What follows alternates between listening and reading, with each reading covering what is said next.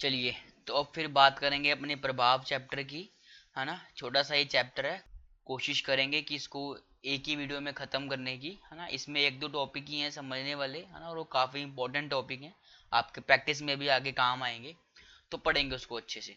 ठीक है, तो शुरू करते हैं। सबसे पहले जो हमारा प्रभाव चैप्टर है उसकी व्युत्पत्ति क्या है, तो इसमें क्या बताया कि प्र उपसर्ग में पूर्वक भू धातु में घज प्रत्यय लगाने से जो हमारा प्रभाव शब्द है उसकी व्युत्पत्ति हुई है।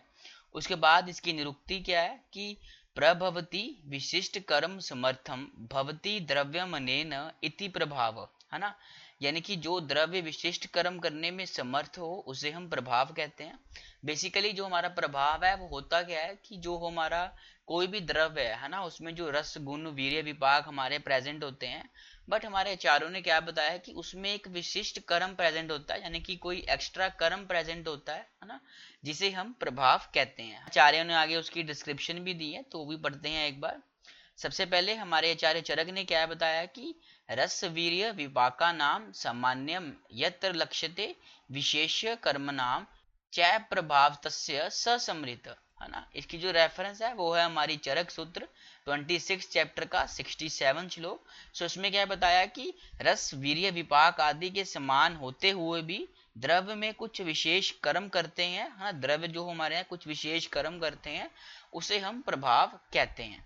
उसके बाद हमारे आचार्य सुश्रुत ने क्या बताया कि उन्होंने बताया कि जो प्रभाव है वो हमारा अधिमास्य अचिंत्य है ना। उन्होंने ये दो वर्ड प्रयोग किए हैं, अभिमास्य और अचिंत्य, यानी कि अनथिंकेबल। और उनके अकॉर्डिंग जो हमारा प्रभाव है उसमें हमारी टू टाइप्स की शक्ति प्रेजेंट होती है, तो वो होती है हमारी चिंत्य शक्ति और अचिंत्य शक्ति।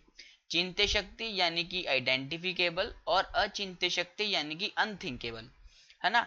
उन्होंने क्या बताया कि जो हमारा वीर्य प्रेजेंट होता है वो तो हमारी चिंत्य शक्ति होती है, बट जो हमारा प्रभाव होता है वो हमारा अचिंत्य शक्ति में प्रेजेंट होता है। क्यों? क्योंकि इसमें रस गुण वीर्य विपाक का ज्ञान होते हुए भी हमें कर्म का ज्ञान नहीं होता है। ठीक है, तो ये सारी बातें आपको याद रखनी है। तो ये जो शक्तियां बताई हैं, दो प्रकार की शक्तियां, तो ये हमारे आचार्य सुश्रुत के अकॉर्डिंग बताई गई हैं। उसके बाद क्या बताया कि रस वीर्य विपाक आदि गुणों का अतिक्रमण करने वाला जो द्रव्य स्वभाव है उसे हम प्रभाव कहते हैं।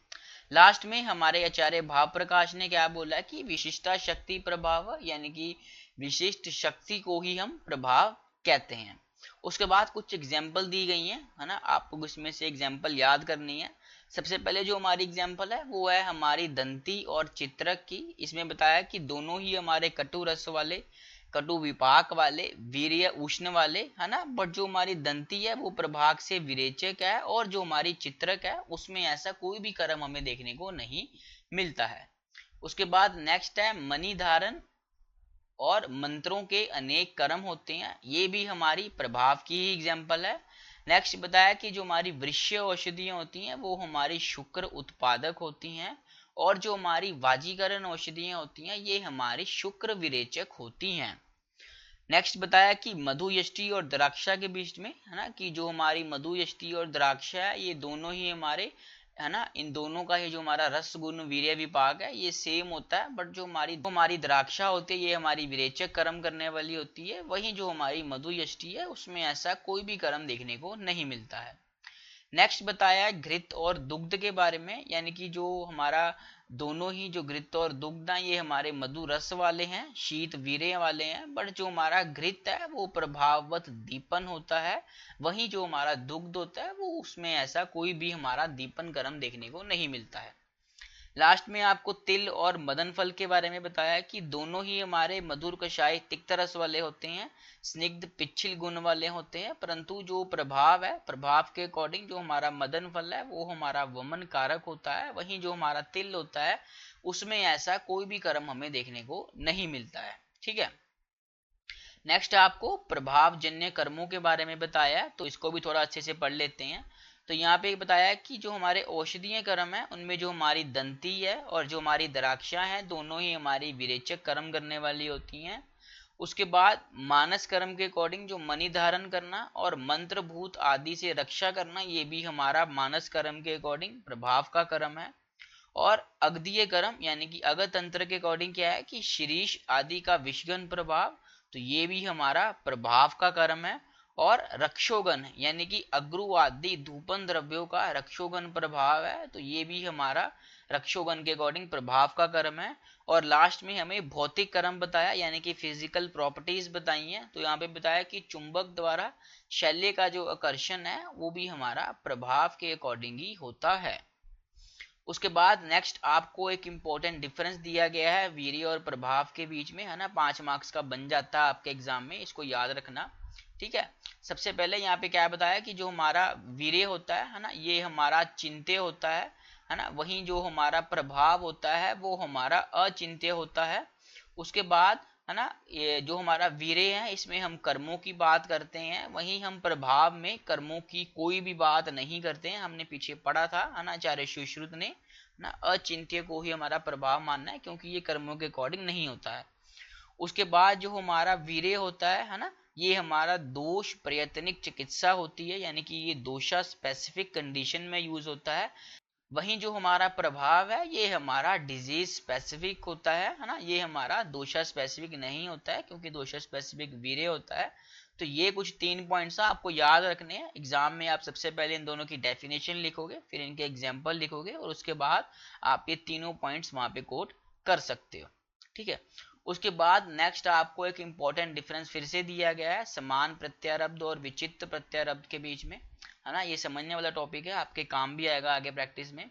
सबसे पहले आचार्य चरक ने क्या बताया कि जो हमारा समान प्रत्यारब्ध है वो हमारा प्रकृति समसंवेद है, और जो हमारा विचित्र प्रत्यारब्ध है वे हमारा विकृति विषम संवेद है ना। इसको समझते हैं, इंपॉर्टेंट है ये। डॉक्टर अपनी ओपीडी में बैठे हो तो आपके पास मान लो एक पेशेंट आया जो कंप्लेंट्स लेके आया फीवर की, है ना, तो आपके पास बहुत सारे ड्रग्स पड़े हैं वहां पर। फॉर एग्जाम्पल हम मान लेते हैं आपके पास 3 ड्रग पड़े हैं, ए बी और सी, है ना। लेट से, है ना, जो आपका ड्रग ए है वो आपका शालाकी है, और जो ड्रग बी है वो आपका गुडूची है, और जो आपका ड्रग सी है वो शुंठी है ना। अभी हम इनके रसगुण वीर्य विपाक पे नहीं जाएंगे, अभी हम सिर्फ इसे समझेंगे, है ना। तो आपके पास ये तीनों ड्रग्स की, है ना, आपके पास ऑप्शंस हैं, तो आप उनमें से कोई भी ड्रग उसको दे सकते हो, है ना। बट क्या हो अगर हम इन तीनों ड्रग्स को मिलाकर कोई एक ही ऐसा ड्रग बना दें, है ना, जो कि हमारा प्रकृति के अकॉर्डिंग हो, है ना, रसगुण वीर्य विपाक के अकॉर्डिंग हो, और जिसके अच्छे इफेक्ट हो, तो अगली बार से क्या होगा कि आपके पास अगर कोई भी पेशेंट आएगा तो आप उसे यही ड्रग हमेशा प्रेफर करोगे, है ना, आप उसे हमेशा यही ड्रग दोगे, है ना। तो इसे ही हम क्या बोलते हैं, हमारा प्रकृति समसंवेद, यानी कि कोई आपके पास ऐसे ड्रग्स हैं, है ना, जिनका रस गुण वीर्य विपाक सेम है ना। हमने यहाँ पे समझने के लिए, है ना, शलाकी गुडूची और शुंठी लिया, बट हम कोई ऐसा ड्रग लेंगे जिनका रस गुण वीर्य विपाक सेम होगा, और जब हम उनको मिला देंगे तो जिस ड्रग की उत्पत्ति होगी, है ना, प्रकृति से नेचुरली, तो वो होगा हमारा प्रकृति समसंवेद। ठीक है, अब अगर हम बात करें विकृति विषम संवेद की, तो इसका मतलब क्या है ना, ये जो तीनों ड्रग हैं इसका रसगुण वीर्य विपाक सेम था इसलिए हमने इसको मिला दिया। बट अगर कोई ऐसा ड्रग हो जिसका रसगुण वीर्य विपाक सेम ना हो, है ना, फॉर एग्जांपल मान लो आपने दूध ले लिया, है ना, और जो मधु है वो ले लिया, घृत ले लिया, है ना, आपको नहीं पता था उसकी युक्ति क्या है ना, उसका प्रमाण क्या लेना है, तो अगर आपने उसको मिला दिया तो उससे आपको पता ही है कि उससे आपके विरुद्ध हार की उत्पत्ति होगी।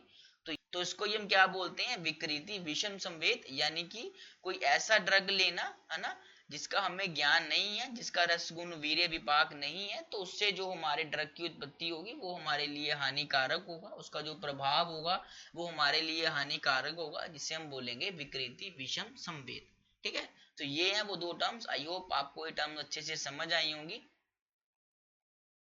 उसके बाद क्या बताया कि रस वीर्य विपाक इसमें जो है समान होते हैं, है ना, हमारे प्रकृति समसंवेद में, और जो हमारा विचित्र प्रत्यारब्ध है उसमें जो हमारे रस गुण वीर्य विपाक है वो समान नहीं होते। इसकी एग्जाम्पल दुग्ध और चित्रक है, और यहाँ पे बताया कि रस के अनुसार ही वीर्य विपाक होते हैं, और यहाँ पे कर्म रस आदि के अनुसार नहीं होते हैं, है ना। उसके बाद आपको एग्जाम्पल दिए कि जो हमारा इक्षु है इसका मधुर रस है, शीत वीर्य है, और ये हमारा मधुर विपाक वाला होता है। ठीक है, उसके बाद नेक्स्ट आपको कुछ द्रव्य दिए गए हैं, है ना, उसके प्रकार और उसके गुण और कर्म दिए गए हैं, तो ये भी एक बार पढ़ लेते हैं। सबसे पहले हमारे गोधूम और यव है। जो हमारा गोधूम है वो हमारा समान प्रत्यारब्ध है, इसका जो गुण है वो हमारा मधुर और गुरु गुण है, और इसमें जो हमारा कर्म है वो हमारा वातहर कर्म है। उसके बाद सेम है जो हमारा यव है, इसके भी हमारे गुण से भी हैं मधुर और गुण, बट इसका जो प्रकार है वो हमारा विचित्र प्रत्यारब्ध है, और ये हमारा वात कारक होता है। उसके बाद नेक्स्ट हमें दूध और मत्स्य, है ना, यानी कि हमारी मछली के बारे में बताया है। तो जो हमारा दूध है वो हमारा समान प्रत्यारब्ध है, मधुर गुरु इसका जो गुण है, और ये हमारा शीत वीर्य वाला होता है। वहीं जो हमारा मत्स्य है इसका भी हमारा गुण सेम ही है, दुग्ध के अकॉर्डिंग मधुर और गुरु गुण, बट इसका जो प्रकार है वो है हमारा विचित्र प्रत्यारब्ध, और ये इसका जो वीर्य है वो हमारा उष्ण वीर्य है। उसके बाद नेक्स्ट आपको धातकी पुष्क और हरितकी के बारे में बताया है ना। जो हमारी धातकी पुष्क है ये हमारा समान प्रत्यारब्ध है, कषाय रस वाला है, शीत वीर्य और ग्राही कर्म करने वाला है। वहीं जो हमारा हरितकी है ये हमारा विचित्र प्रत्यारब्ध है, कषाय रस वाला ही है ये भी, और ये हमारा उष्ण वीर्य और रेचन कर्म करने वाला होता है। ठीक है।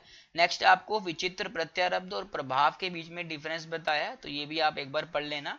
तो यहाँ पे बताया कि इन द्रव्यों के कर्मों को रस आदि पदार्थों द्वारा समझते हैं, वहीं जो हमारा प्रभाव है ना, वो हमारा कर्म अचिंत्य है। उसके बाद बताया कि इन द्रव्यों से दोष प्रयत्निक चिकित्सा करते हैं, यानी कि ये हमारे दोषा स्पेसिफिक हैं, और जो हमारा प्रभाव है हमने पढ़ा था कि ये हमारा डिजीज स्पेसिफिक या फिर व्याधि प्रत्यनिक चिकित्सा है। उसके बाद जो हमारा विचित्र प्रत्यारब्ध है ये हमारा कर्म द्रव्य के आश्रित है, वहीं जो हमारा प्रभाव है ये भी हमारा कर्म द्रव्य के ही आश्रित है। ठीक है। लास्ट में आपको एक क्लिनिकल एप्लीकेशन दी गई है, तो है ना ये भी पढ़ लेना आप एक बार। तो यहाँ पे बताया कि जो हमारा हरितकी और धातकी है ये दोनों, है ना, ये दोनों ही हमारे कषाय रस वाले हैं, बट यहाँ पे क्या बताया कि जो हमारा कषाय रस है वो हमारा कॉन्स्टिपेशन कॉज करता है, बट जो हमारा धातकी है ना, धातकी यानी कि वुड फोलिया फ्रूटिकोसा, है ना, इसका जो आई थिंक फैमिली है वो स्क्लेरथेसी है। तो इसमें बताया कि जो हमारे हृतकी और धातकी है ये दोनों ही कॉन्स्टिपेशन कॉज करते हैं, बट जो हमारा धातकी है ये हमारा लेक्सेटिव प्रॉपर्टी शो करता है ना, यानी कि हमें कॉन्स्टिपेशन में रिलीफ देता है बिकॉज ऑफ प्रेजेंस ऑफ एंट्रोक्विनोन, है ना, जो कि हमारा एक्ट करता है एज अ प्रभाव। ठीक है।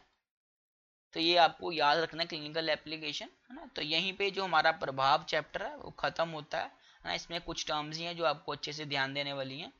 ठीक है। तो मिलते हैं अपनी नेक्स्ट वीडियो में। Till then thank you so much.